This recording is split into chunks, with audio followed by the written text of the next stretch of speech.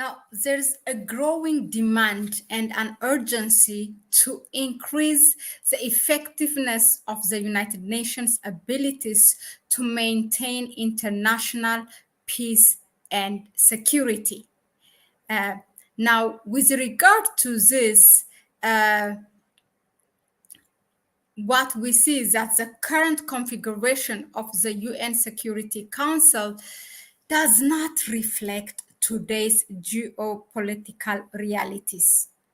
For Africa in particular, a continent of more than 1.4 billion people, having full permanent seats at the United Nations Security Council is not just about correcting or redressing a historical injustice. It's also about a matter of legitimacy and credibility of the Council. The United States recently has proposed, or rather announced, that it will support creating 2 permanent seats for African states at the United Nations Security Council. But it rules out extending veto rights to new permanent members. That means even if Africa gets 2 permanent seats, it will not have veto power, according to the United States, at least. That's what it said. Now, will Africa accept this proposal? If so, which African countries are going to represent Africa? In case of disagreement, will the African Union be able to represent all member states at the United Nations Security Council? What are the challenges? These are the things I would like to look at in this presentation today.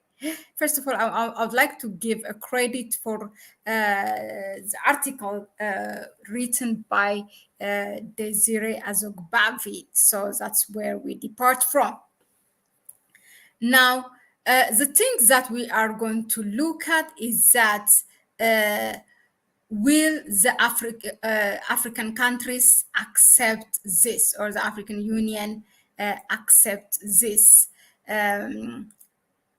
In that regard, what are the options? Okay, now the current African common position, known as the Isluwini Consensus, calls for 2 permanent seats with all the prerogatives and privileges of permanent membership. With all its privileges, it wants it, including the right of veto, and 5 non-permanent seats. 2 permanent seats with all its privileges, including veto power, and 5 non-permanent seats. The veto power has historically hindered the Council's effectiveness and fairness in addressing global peace and security issues. So Africa is in principle in favor of its abolition to enhance the Council's functionality. However, if member states opt to maintain the veto power, it should be extended to all new permanent members for the sake of fairness and justice. The United Nations Security Council reform should then consider either no veto at all or a veto for every permanent member. Currently, there are 5 permanent members: United States, China, Russia, France, and what is the other one?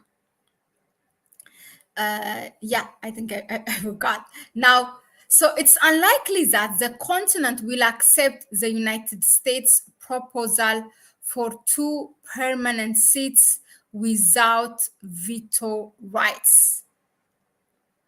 Considering the current setting, a permanent membership of African countries at the United Nations Security Council without veto power is meaningless, obviously. It will look more like a second-class membership, status, or as some analysts call it, a permanent observer membership at the council. For an observer purpose, I mean, why do we need a permanent seat without veto power? Because we have those non-permanent seats already, 2 or 3, I think Africa has. The only thing that is needed is right now, because it's not fair, given geopolitics, or even the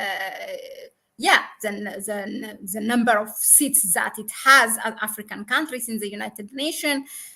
So it's like more than 1/3. It is, I mean, count all the 54 member countries who have seats at the United Nations. And the United Nations has what? Just maybe 190, something like that. So it's close to maybe, let's say, 1/4 of the seat in total. That's really not fair, and Africa should not accept it. Now, African countries are demanding to have a seat individually. They are asking, it looks like they are pushing their individual interests. Now, will the African Union be able to represent all African countries at the UN, as the United Nations Security Council? That's something that is needs to be analyzed. But first, look at which African countries are most likely to represent. Now, despite the Oslo-Winnie consensus, which stipulates that the African Union should be responsible for selecting Africa's representatives in the Security Council, the continent has so far been unable to establish the criteria for choosing which 2 African candidates for permanent seats among its 55 member states. That's already problem number 1. Now, African countries must engage in constructive dialogue and collaboration to establish common goals and criteria for selecting representatives who will be, who will best serve the continent, not individual members' interest, but that will serve the continent's interest as a whole. Now, what are the factors that should determine who represents the African continent?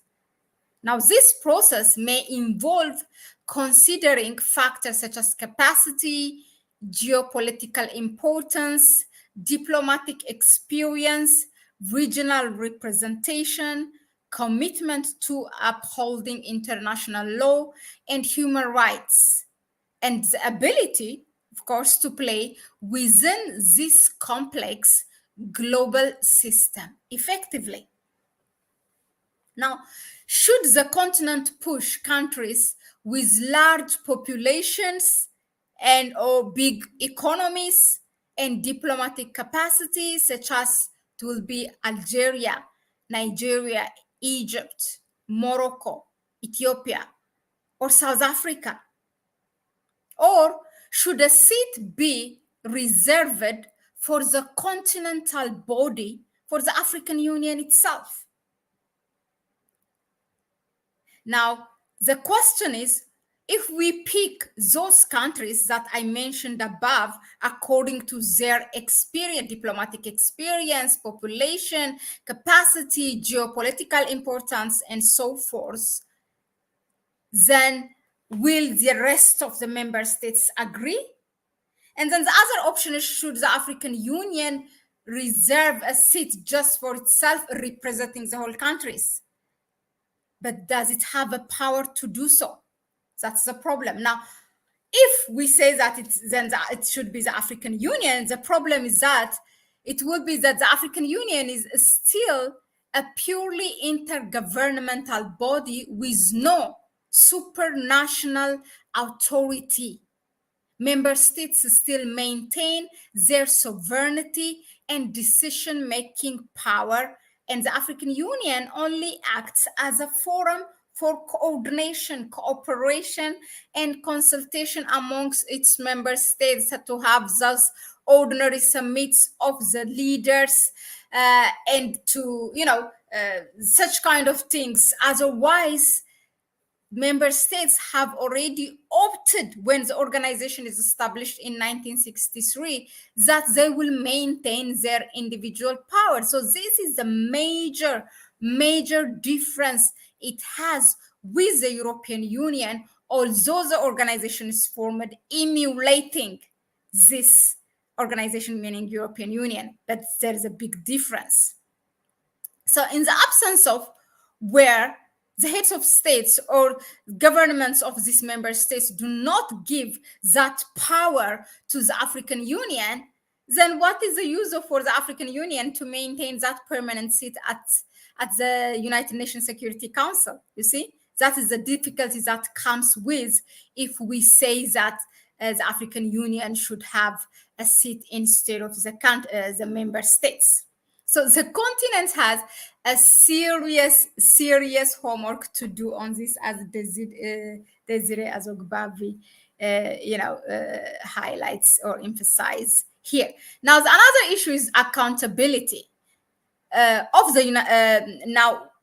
While deliberating on its representation, the African Union may also consider putting in place an accountability mechanism for its representatives at the United Nations Security Council.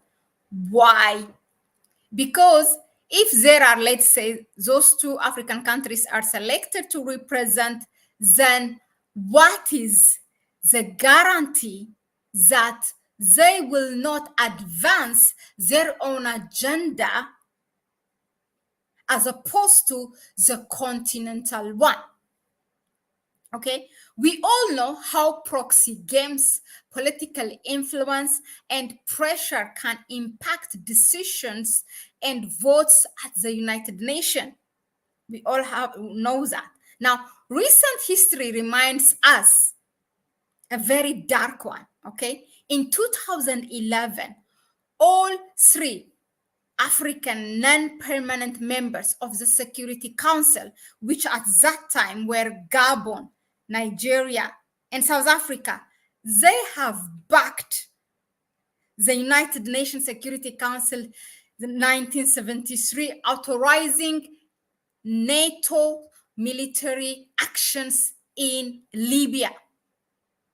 And this is actually trespassing the African Union's ongoing effort to seek a peaceful solution to the crisis. This resolution, this is the United Nations Security Council 1973, for NATO to go to take military action in Libya, the resolution was tabled by France, UK, and Lebanon. Now, this reminds me, okay, UK is the other one. So UK, France, United States, Russia, and China are the 5 which have veto power and which are the 5 permanent seats, who have the 5 permanent seats. Now, this is really, interesting. If those 3 African countries who at that time were having the non-permanent seats at the United Nations, they have voted yes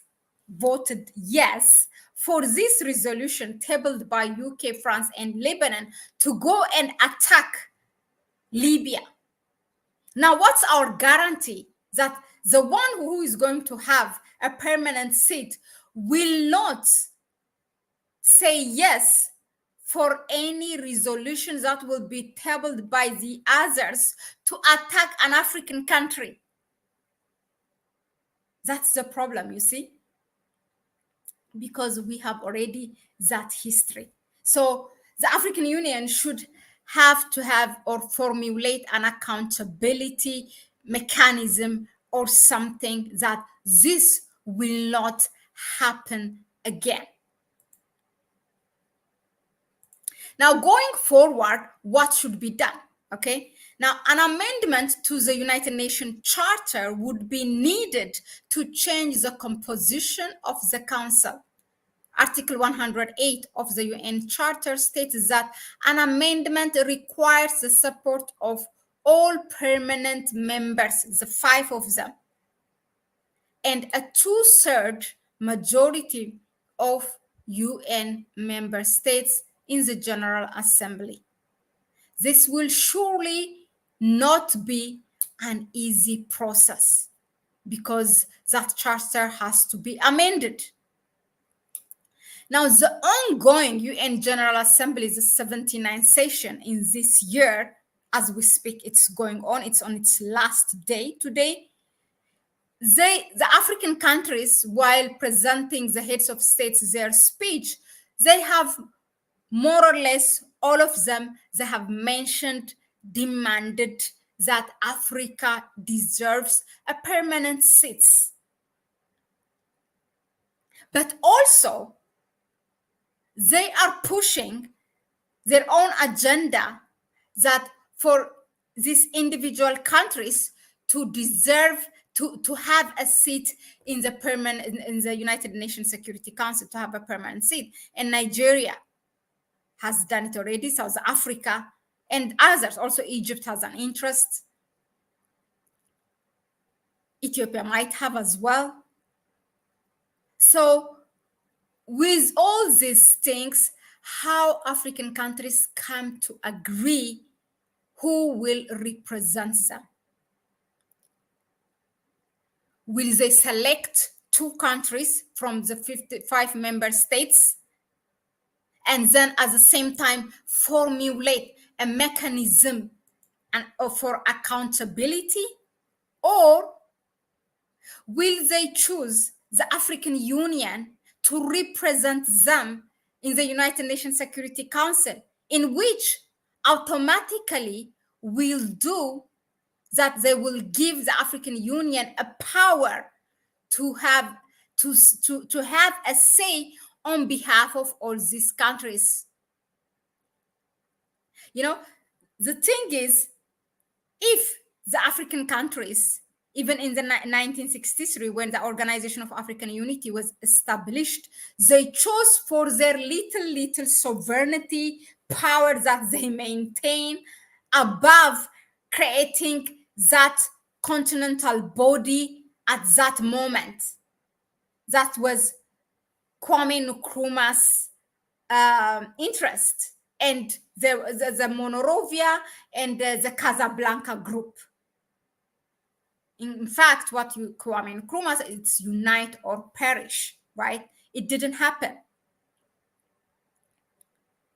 So what do you think, will happen? These are the things that one need to look at up when we talk about this permanent seat for Africa. Who are the countries that are going to represent? Will the African Union be able to represent all of them? What are the accountability? Will UN itself be able to amend its article, its charter? Because it has to amend it. And the US has said that it will propose for the for Africa to have 2 permanent, but without veto power. Who is the US anyway to say something on behalf of Africa? So it's really a tricky one. But at the same time, it's sad also. It shows you how the African countries, still that lack of unity will jeopardize it. It's something at the expense of their own interests. So will this 79th session of the United Nations General Assembly will be able to select those countries, or is it just something, a long thing before it happen?